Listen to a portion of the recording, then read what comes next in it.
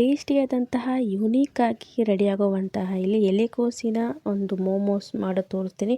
ತುಂಬ ಸಿಂಪಲ್, ತುಂಬ ಹೆಲ್ದಿ. ಕೆಲವೊಬ್ಬರು ಹೇಳ್ತಾರೆ ಇಲ್ಲಿ ನೀವು ಮೈದಾ ಉಪಯೋಗಿಸ್ತೀರಾ ಅನ್ಹೆಲ್ದಿ ಅಂತ. ಇದು ಪ್ಯೂರಾಗಿ ಹೆಲ್ದಿ ಆದಂತಹ ಒಂದು ರೆಸಿಪಿ. ಬನ್ನಿ, ಫಸ್ಟ್ ಇಲ್ಲಿ ನೋಡಿ, ನೀರನ್ನು ಕುದಿಯೋಕ್ಕೆ ಇಟ್ಟಿದ್ದೀನಿ, ಸ್ವಲ್ಪ ಉಪ್ಪನ್ನು ಸೇರಿಸಿದ್ದೀನಿ.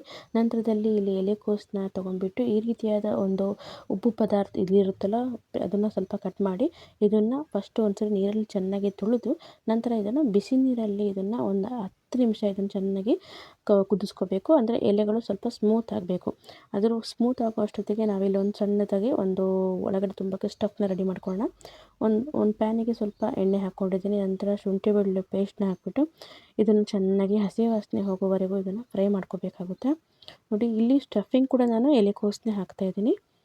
ತುಂಬಾ ಹೆಲ್ದಿಯಾಗಿ ಹಾಗೂ ಮಕ್ಕಳು ಕೂಡ ಏನೋ ಸ್ವಲ್ಪ ಡಿಫ್ರೆಂಟ್ ಆಗಿದೆ ಅಂತ ಆರಾಮಾಗಿ ತಿಂತಾರೆ. ನೋಡಿ, ಈಗ ಶುಂಠಿ ಬೆಳ್ಳುಳ್ಳಿ ಪೇಸ್ಟ್ ಘಮ ಘಮ ಅಂತ ಪರಿಮಳ ಬರ್ತಾ ಇದೆ. ಇವಾಗ ಇದಕ್ಕೆ ಸಣ್ಣದಾಗಿ ಕಟ್ ಮಾಡಿರುವಂಥ ಈರುಳ್ಳಿ ಹಾಗೆ ಸ್ವಲ್ಪ ಕೊತ್ತಂಬರಿ ಸೊಪ್ಪಿತ್ತು, ಅದನ್ನು ಕೂಡ ಹಾಕಿದ್ದೀನಿ. ನೀವು ಬೇರೆ ಬೇರೆ ತರಕಾರಿಗಳನ್ನು ಹಾಕ್ಬೋದು, ಕ್ಯಾರೆಟು, ಬೀಟ್ರೂಟ್ ಕೂಡ ಹಾಕ್ಬೋದು, ಬೇರೆ ಬೇರೆ ತರಕಾರಿ ಹಾಕ್ಬೋದು. ನಾನು ಜಸ್ಟ್ ಸಿಂಪಲ್ಲಾಗಿ ಮಾಡ್ತಿರೋದು.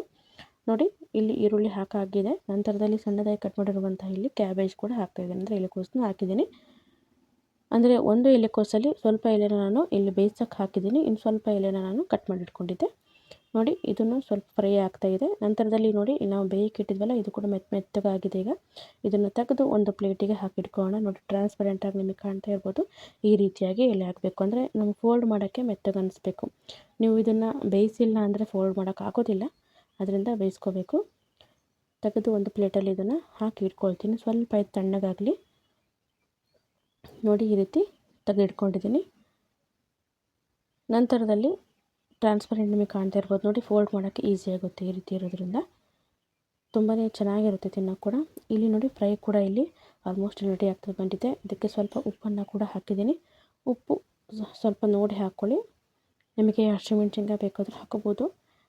ಚೆನ್ನಾಗಿ ಫ್ರೈ ಆದಮೇಲೆ ಇದಕ್ಕೆ ಸ್ವಲ್ಪ ನಾನು ಸೋಯಾ ಸಾಸ್ ಕೂಡ ಹಾಕ್ಕೊಳ್ತಾ ಇದ್ದೀನಿ.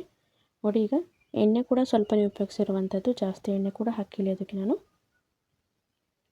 ನಂತರ ಅರ್ಧ ಚಮಚದಷ್ಟು ಸೋಯಾ ಸಾಸ್ ಹಾಕಿದ್ದೀನಿ. ಇದನ್ನು ಕೂಡ ಮಿಕ್ಸ್ ಮಾಡ್ಕೊಳ್ಳಿ. ಇಲ್ಲಿ ನಿಮ್ಮ ಹತ್ರ ಕೆಂಪು ಚಟ್ನಿ ಇತ್ತು ಅಂದರೆ ಹಾಕ್ಕೊಳ್ಳಿ, ಇಲ್ಲ ಅಂದರೆ ಟೊಮೆಟೊ ಕೆಚಪ್ಪು, ಟೊಮೆಟೊ ಸಾಸ್ ಏನಿರುತ್ತೋ ಅದು ಹಾಕ್ಕೋಬೋದು.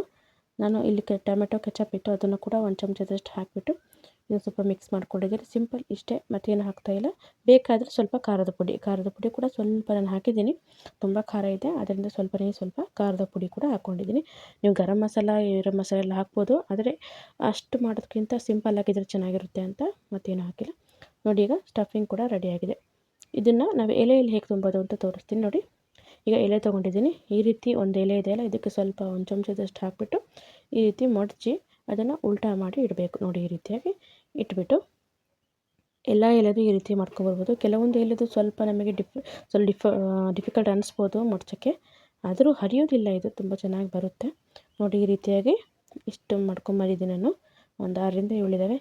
ನಂತರ ಒಂದು ಪ್ಯಾನಿಗೆ 1 ಚಮಚದಷ್ಟು ಎಣ್ಣೆನ ಹಾಕಿಬಿಟ್ಟು ಈ ರೀತಿ, ಅಂದರೆ ಮಡ್ಚಿರೋ ಭಾಗನ ಸ್ವಲ್ಪ ಕೆಳಗೆ ಮಾಡಿ ಇಟ್ಬಿಟ್ಟು ಚೆನ್ನಾಗಿ ಇದನ್ನು ಎರಡೂ ಬದಿಯಲ್ಲಿ ಫ್ರೈ ಮಾಡ್ಕೋಬೋದು.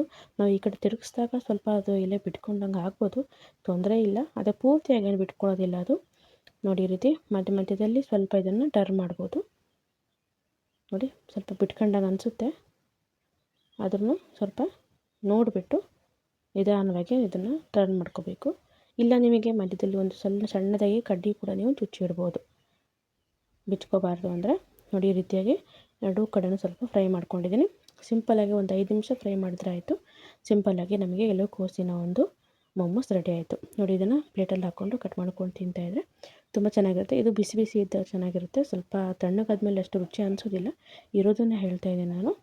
ನೋಡಿ, ನೀವು ಕೂಡ ಈ ರೀತಿಯಾಗಿ ಸಿಂಪಲ್ಲಾಗಿ ಯೂನಿಕ್ ಆಗಿರುವ ಒಂದು ಮೊಮೋಸ್ನ ಮಾಡ್ಕೋಬೋದು. ಹಾಗೂ ಯಾರೆಲ್ಲ ನಮ್ಮ ಚಾನಲ್ ನೋಡ್ತಿದ್ದಾರೆ ದಯವಿಟ್ಟು ಸಬ್ಸ್ಕ್ರೈಬ್ ಮಾಡ್ಕೊಂಡು ಲೈಕ್ ಮತ್ತು ಶೇರ್ ಮಾಡಿ. ತುಂಬ ವಿಡಿಯೋಗಳನ್ನು ಹಾಕಿದ್ದೀನಿ, ಸಪೋರ್ಟ್ ಮಾಡ್ತಾಯಿರಿ. ನೋಡಿ, ಮಧ್ಯದಲ್ಲಿ ನಿಮಗೆ ಕಟ್ ಮಾಡಿ ಕೂಡ ತೋರಿಸ್ತೀನಿ. ಎಲೆಕೋಸಿನ ಮೊಮೋಸ್ ರೆಡಿ ಆಯಿತು. ನೀವು ಮಾಡ್ಕೊಳ್ಳಿ ಅಂತ ಹೇಳ್ತಾ ವಿಡಿಯೋ ನೋಡೋದಕ್ಕೆ ತುಂಬ ಧನ್ಯವಾದಗಳು. Thank you. Bye bye.